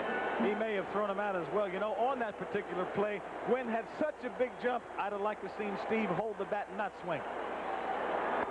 Nettles takes outside, and the count 1-0. There was no way that Jody Davis was going to throw Tony Gwynn at that time. He had a 4 or 5 step jump before the ball got to the catcher. Action in both bullpens. Frazier up for the Cubs. Gossage up for the Padres. I agree with you on the last play, Reggie, but how quick can you think of it? Base hit, left center field. That will score Gwynn. Nettles around first. He'll hold right there. It is 4-1 San Diego. Here comes Jim Fry. So Jimmy Fry making his way to the mound. Frazier has been up for the 2nd inning in a row, and right now, let's go down to our colleague, Tim McCarver. All right, Don Drysdale, as you can see, George Frazier is the pitcher. Coming into this series, the only problem that the Cubs had was their inability to bring in a left-handed reliever when he got into trouble, when the starter got into trouble. And now, of course, Greg Nettles and Terry Kennedy are the 2 left-handed hitters to the problem. We'll be back with more in the 6th inning here. Padres up. This is Mr. Goodwrench. Did you know the spark plugs in your GM car are drift? But he's got a good breaking ball, a real good sinker, and a good hard fastball. He's got all good stuff, but he's always behind 2-0, it seems like. Nettles at first, and with that RBI, he ties our colleague. That is fouled away. Career RBIs in League Championship Series. That was RBI number 18. Ties him with the man to my right, Mr. Reggie Jackson. I tip my cap to him. Congratulations, Greg Nettles. There you see Nettles, Jackson, Garvey, Say, Brett, and Matthews. Pretty good hitters in that group, I'll say that. 2 balls and a strike. Went after a bad pitch, and it's 2-2. 4-1, the Padres on top. And they don't look flat anymore, not when that ball's sailing into the outfield. We get the report that Dick Williams indeed was exactly what you were talking about, Earl. He wanted Fry ejected from the ballgame. There's a shot. Boa can't get it. Dernier up in a hurry. Nettles will stop at second base, and Kennedy's aboard with his 2nd base hit of the night. And it'll bring on Kevin McReynolds. San Diego Ball Club was just too good to lifeline for that long a time and not bust loose before it was over. Well, it's just funny that you look them over in Chicago, they lose a ball game 13-0, they lose another one 4-2, and really when they lost the game 4-2, it looked like they lost it 9-2, they lost it so one-sided. But now all of a sudden, 24 hours later, maybe even a little less time than 24 hours, they are now a team that has got a lot of fire. They're rolling high, they're riding high. The fans are behind them, and it looks like a whole different ball club. 58,346, the largest crowd ever for Major League Baseball here at Jack Murphy Stadium. And that is a packed house. And you could see the determination on the San Diego players' faces before the ball game on the field. Here's McReynolds, 1 for 2 tonight with a run scored. So Nettles at second and Kennedy at first. Not a lot of speed on the bases. Breaking pitch down and away. But indeed, as you look at Dick Williams, you just take your hats off to the fans around the country. And of course in Chicago, the Cub fans, and here in San Diego. It's hard for them to realize at time, Reggie and Earl, how much they mean to a major league ball club and a player out there in a pennant race. You played baseball for a long time. I think you realize what fans mean, especially when you know that they can get your adrenaline going. We take a look at this pitch from George Frazier. It is a breaking ball, and it is outside. The 1-1 pitch. That's outside, and it's 2-1. It's a good breaking ball, but it doesn't go over the heart of that plate anymore. Frazier has a type of fastball. You look at Nettles at second, and Kennedy over at first. Jack Kroll telling him something, the first base coach. His fastball moves all over the plate. It'll sink one time, sail another time. He has really got a lively arm. It's a good situation to hit in right here. 2 balls, 1 strike. The pitcher struggling. Got to look for a fastball and whale. Foul right side. That is what a manager does not like to see when a hitter's ahead on the count 2-1. Come on. You're a pitcher and you're a manager. That's what the hitter wants to see. 2 balls and a strike. Sit back and wait. Yeah, but don't shake it. Well, I'd like to say this. One of the reasons that Sutcliffe is 16-1 is you're not going to get the fastball with him at 2 balls and 1 strike. That's right. I think there's a pattern in the American League I know that I have found my 17 years I've played in the league is that the successful pitchers are able to get any pitch that they can throw over at any particular time in the count. Curveball, fastball, slider, changeup. They can throw it any time in the count and get it over the plate. And that's why the great ones are successful. Carmelo Martinez on deck. The 2-2 pitch to McReynolds. Deep to left. Matthews going back to the wall of the warning track. Jumps! It's gone! Home run, Kevin McReynolds, and the Padres have broken it open. 7-1.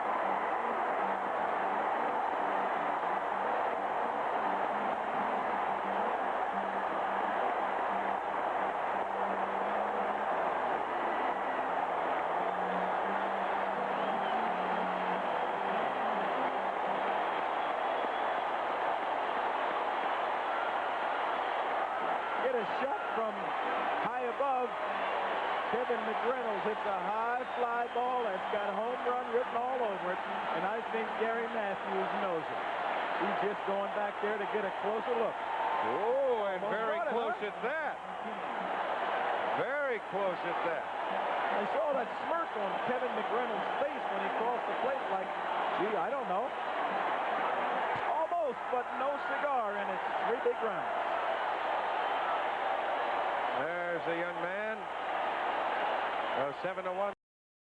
The Padres on top, and here's Martinez. He takes outside. I'll tell you what, I don't think McReynolds got all of that ball. He got that up towards the trademark a little, and I think that tells you a little of his strength. I don't know if Frazier wanted to throw the pitch there, but it was in on him a little bit, and it was by the trademark. Yeah, I've always felt that for a guy to hit more than 20 home runs in the major leagues, that he had to be able to miss the ball and hit the ball out of the ballpark. Exactly, as we witnessed right there. Shot to center. Dernier is there. Retreats, makes the catch. And right now, let's go back down to Tim McCormick. All right, Don, we have Jackie McReynolds with us. Kevin, of course, with a big 3-run home run that may have put this game out of reach. What do you think, Jackie? I think it's great. I'm so excited. Yay! Now let's go back up to the booth to Don Drysdale. Well, there's some happiness and joy in that McReynolds family right there. And this will bring on Templeton, who takes up high. 1-0 the count.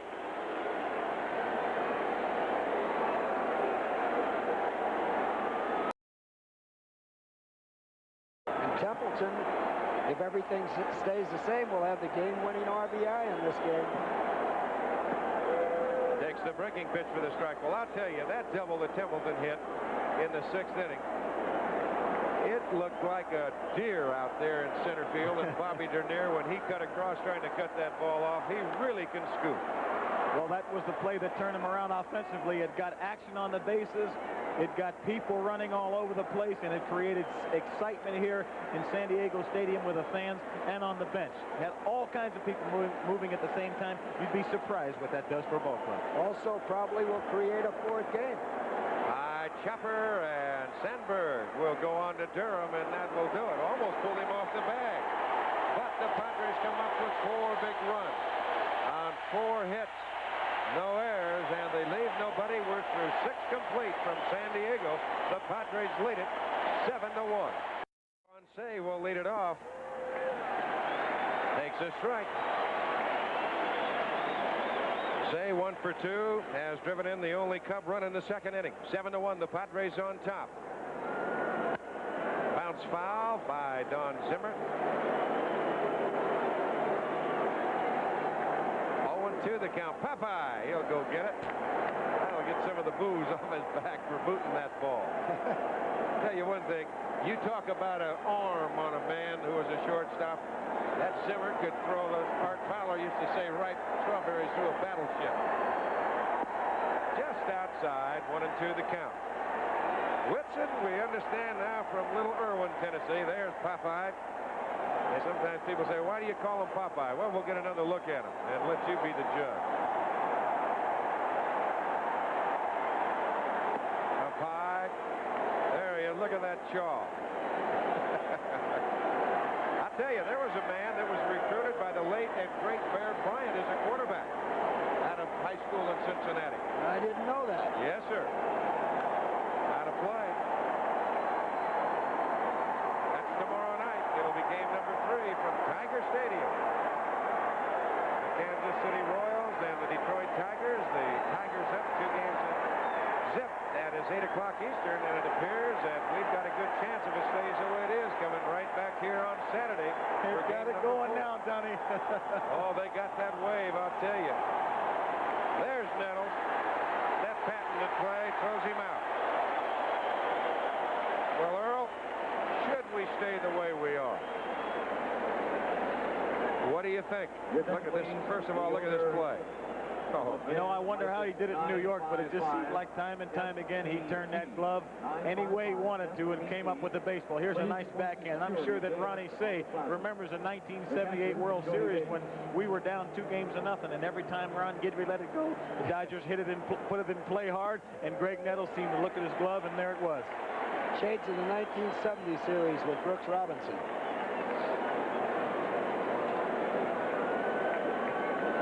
Nettles still very deep at third. Davis with a high fly ball, and Templeton going out and calling in front of Martinez. 2 gone, and that was way up in the air. And a reminder that the National League Championship Series and ABC Sports Exclusive is being brought to you by Old Milwaukee and Old Milwaukee Light. It doesn't get any better than this.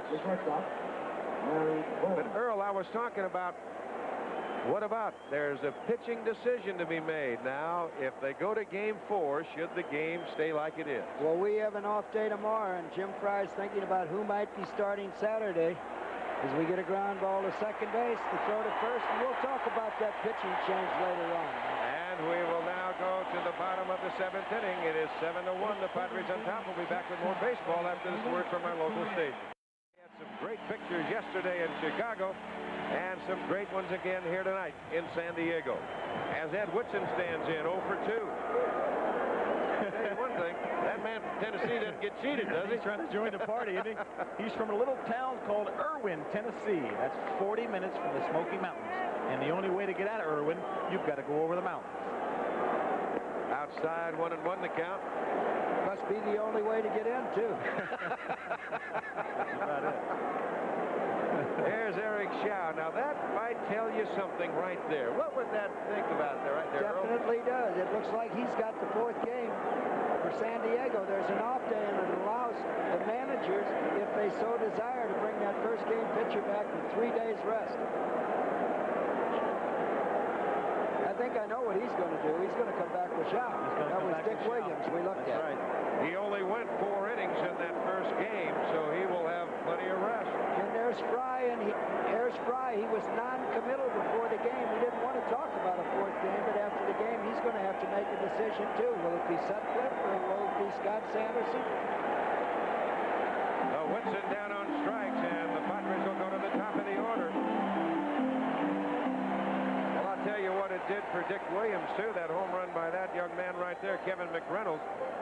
He sat the big goose down in a hurry. He didn't have to bring him in with that 7-1 lead. Well, he's got an off day tomorrow. I don't think he'd mind pitching Goose tonight. I don't think he'd mind pitching him Saturday and Sunday. He'd go with him. What I meant is in the 4-1 ball game, and now you break it open and get 3 more in that respect. I almost just wonder, though, Don, whether you'd like to see Goose Gossage get a little work in if you're Dick Williams. If you might maybe get an inning. You're right. 1 ball and 1 strike to count. 1 out, nobody on. 7-11-0 for the Padres. 1-4-0. There's the Goose for the Cubs. I just think it's exciting to see Goose. I just want to see him in there. Here's a 1-hopper Sandberg. Nice easy play to throw him out. Boy, that young man is talented. He made that play look easy, and the ball was hit hard. If he tries to field it any other way than the way he fielded it, he would have had trouble on a short hop. We get to see it again from high above third base. Ball hit well, 1 hop. Now, if he charges that ball or tries to break to first base on, he's going to get it on a short hop. He just drifted back, took it easily on a high hop, and threw the man out at first base. Tony Gwynn takes a strike, and the count is 0-1. Gwynn 3 for 3 tonight, a double, 2 singles, and a run scored. Gwynn has hit 6 balls in the series to the left side, and then he's moved a couple to the right side tonight. And he's been up to the plate 11 times, and he's hit the ball hard about 7 or 8 of those times. He has hit the ball on the button. Well, we've said before, and you've commented too, Reggie, when you hit 351, you're going to have to hit the ball hard somewhere. And he has, leading all the major leagues in hitting this year, the National League batting champion. Breaking pitch inside, 2-1 the count. The big thing that I like about Tony Gwynn, and I think for all good young hitters, is to put the ball in play hard. Don't try to put it out of play. Foul away. The count goes even at 2-2. Don't tell me you didn't try to put some out of play. Well, that's why I swung and missed 2,000 times. I've got over 2,000 strikeouts. So now, if you don't want to strike out as much as Reggie Jackson, swing to put it in play and let it go out of play as he fouls that ball down and hits him right below the belly button, below the belt buckle. 2-2 the count.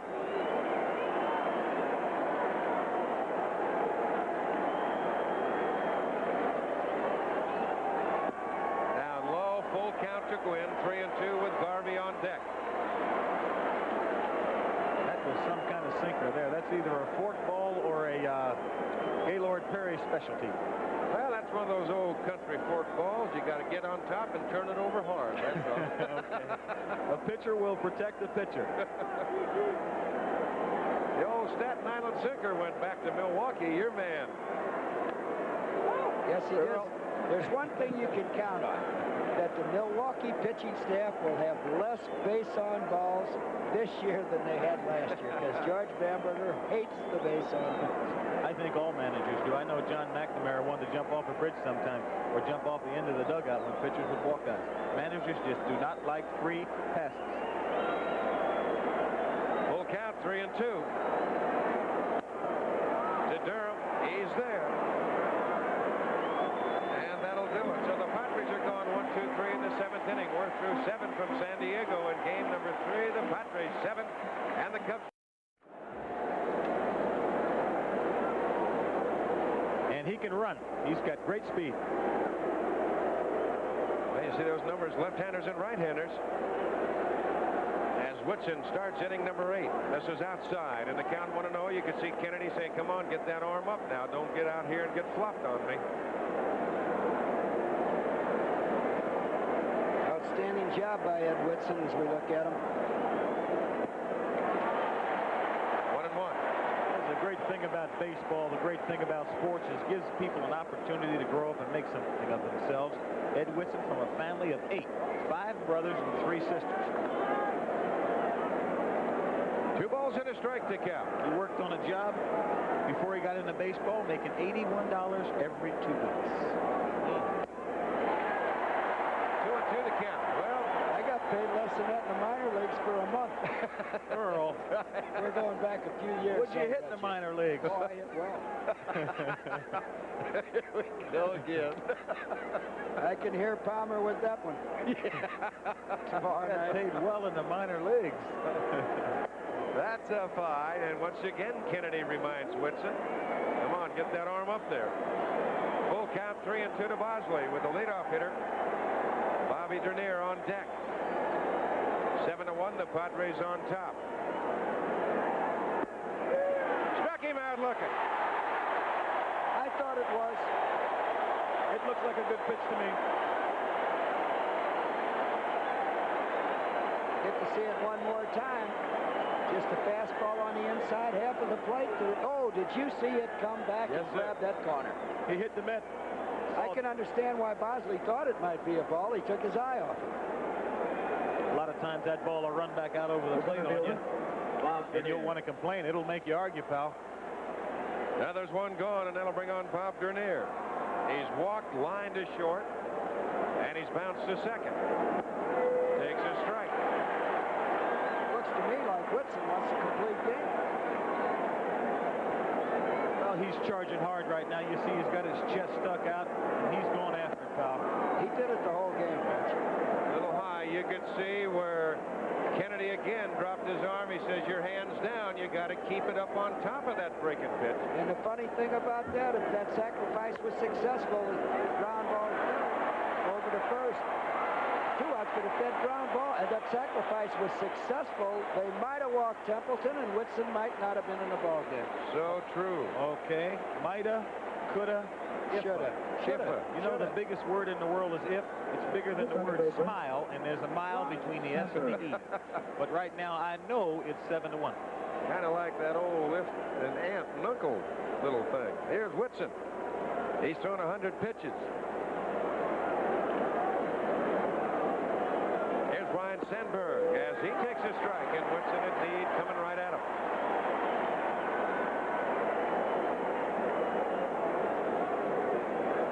$58,346 here in San Diego tonight. An all-time record. 1 ball and 1 strike. Should be the same thing Saturday night. Yes, sir. Be a little more. I bet you for some reason there'll be another couple hundred. A little high. 2-1 the count. Sandberg was out on a fielder's choice, stole a base, struck out, and lined to center. You know something funny though, Don? The night in New York when we won the World Series in '77 when I hit 3 home runs, I've met 700,000 people that were at that game. 3-1 the count.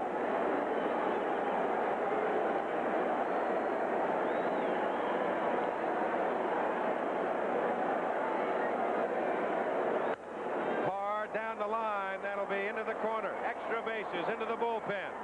As Martinez chases it down, the double by Sandberg. And I mean, he got that top hand up on that. Not to take anything away from him, but that was a 7-1, 3-1 hit me fastball. I don't want to walk you. Get to see it right there. Fastball right above the belt. Right down there over the middle of the plate, and he just leans right on it. Well, that's what a pitcher should do with a 7-1 lead. Oh, yeah. Do not want to walk anybody. Not at all.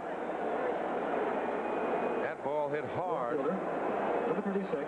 Again, a big advantage when you're the Padres right now, and you're Ed Whitson. You know you've got a 7-run lead. You know you've only got a couple innings to play, and you know you've got the big man down in the bullpen ready to bail you out whenever you need him. Yes, sir. And there might have been a little ding-a-ling down in that pen because there's a little stirring around as Matthews doesn't get the breaking pitch. And indeed, somebody's throwing a firecracker down in that Padre pen as they stir. 6-run lead, not 7.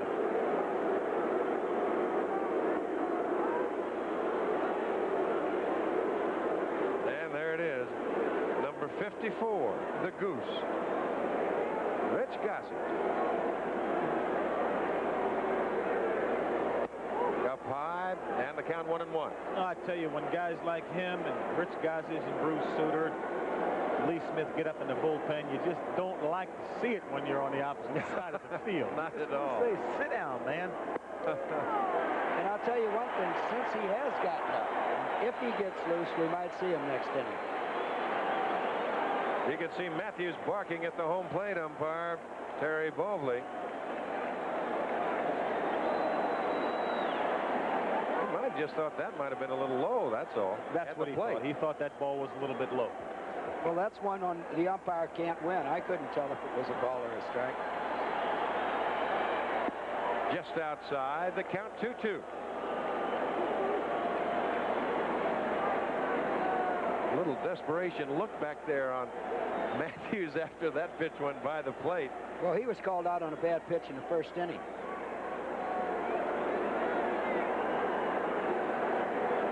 Check swing, look out. Foul over that Padre dugout. We'll shake him around.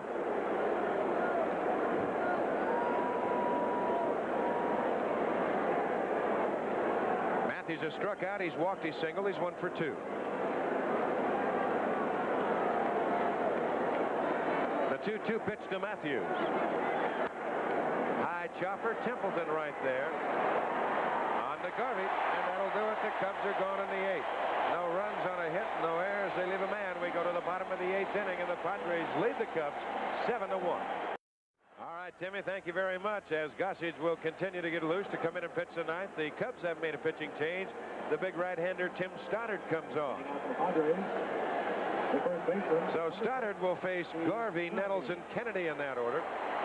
Interesting stat on tonight's game. The Padres have left only 1 man on base tonight.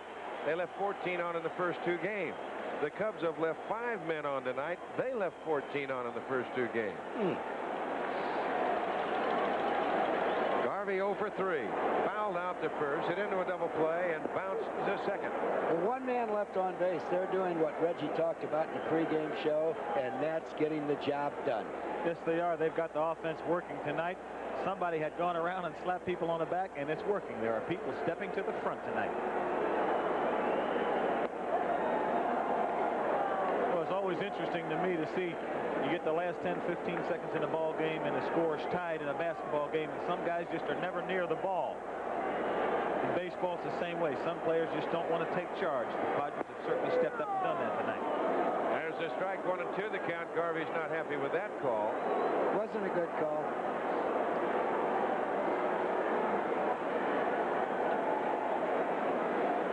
So there's been pitches missed on both sides, just like all the time. Now and off the shin guards of Davis, over in a hurry, throws him out.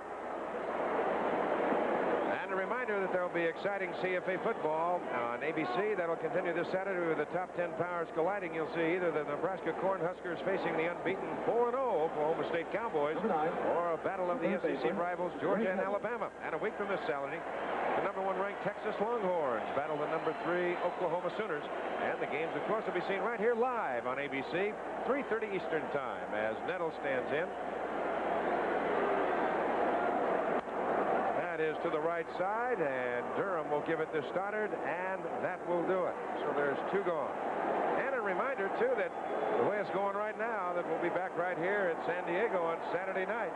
And that'll be at 8 Eastern Time, Game 4, the National League Championship Series. And don't forget, tomorrow night, while the National League takes a day off, the American League will resume again at Tiger Stadium in Detroit. The Royals trying to get on the board themselves. The Tigers 2 games to zip in their 3rd game of their series as Kennedy fouls it away.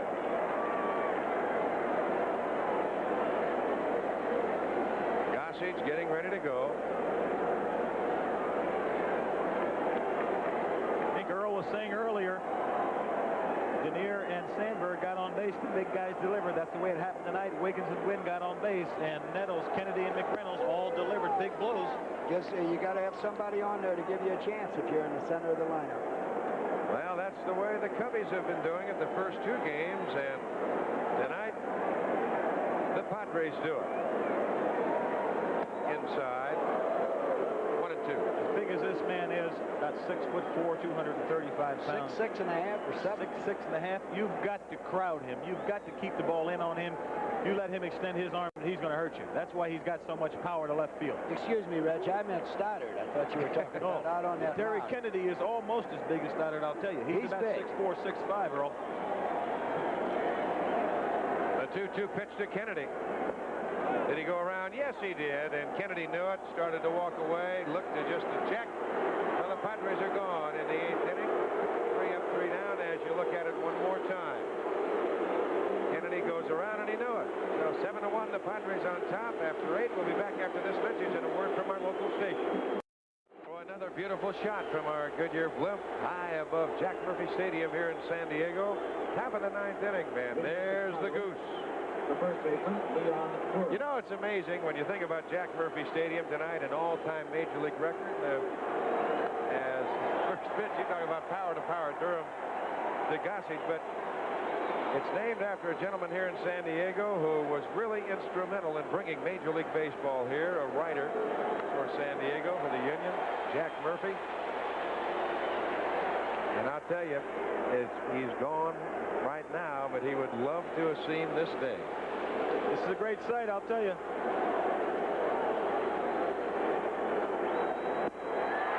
Durham quickly down 1, 2, 3. And that was the breaking ball from Goose Gossage. When a man throws 97 to 100 miles an hour, and all of a sudden he throws you a breaking ball, you might as well just save your swing and energy, because you're not going to hit it. We see it right here for the hard one. Down and in, exactly where it's supposed to be. The pitch before was 92 miles an hour, but that's still hard enough to get you looking fastball. Well, one of the reasons he's in the ball game tonight, this is the only inning he's pitched in 7 days, so he needs the work. I think along with that, I think that just the emotional uplift that he'll give the crowd, the team, and the city, just to see Goose Gossage out there is going to work wonders for these people. To center field, McReynolds is right there. And there's 2 gone in the 9th. The crowd, and there's a lot of them left, the 58,346 on their feet as they look for out number 3, and it'll be Ron Cey. Remember this, in 1981, Cey with the Dodgers and Gossage with the Yankees, the 5th game. Boy, I'll tell you. Accidents happen. That's why you should wear that ear flap on that helmet. They're trying to bring in a double ear flap. But I know that Ron Cey has got to be thinking about that right now as he hollers outside to the umpire. 95. Goose might even be saving a little bit, even at 95 miles an hour. That's the story. 2 outs in the 9th. Out of play. They're not booing. They're just saying goose, and it's 0-2.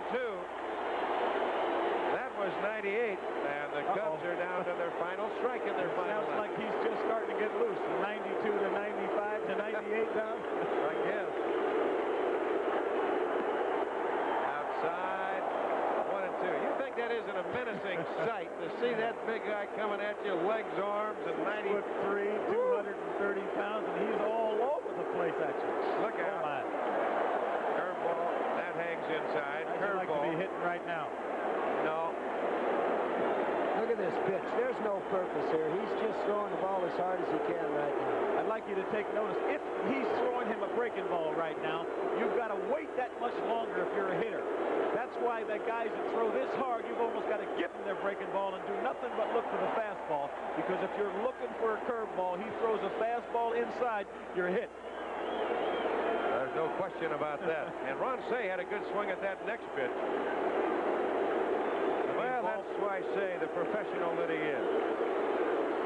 That will get him. And that retires a side as the Padres get on the board in the championship series. Gossage comes in and strikes out 2 out of the 3. 1, 2, 3. The Cubs are gone in the 9th inning.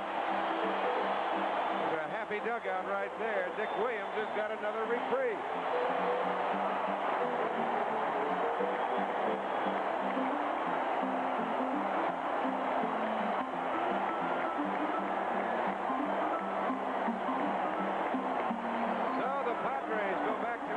Dressing room as they pick up a win.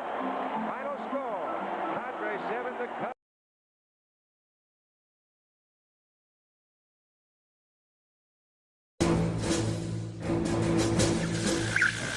ladies and gentlemen, another October has rolled around, and with it another World Series. Ready for play ball. You do, ladies and gentlemen. We're at Wrigley Field in Chicago this afternoon for the third game of the World Series. Here is the great moment. The Yankees have come on the field. And the 1936 World Series is history. The first game of this historic 1948 World Series gets underway. Live and in color, it's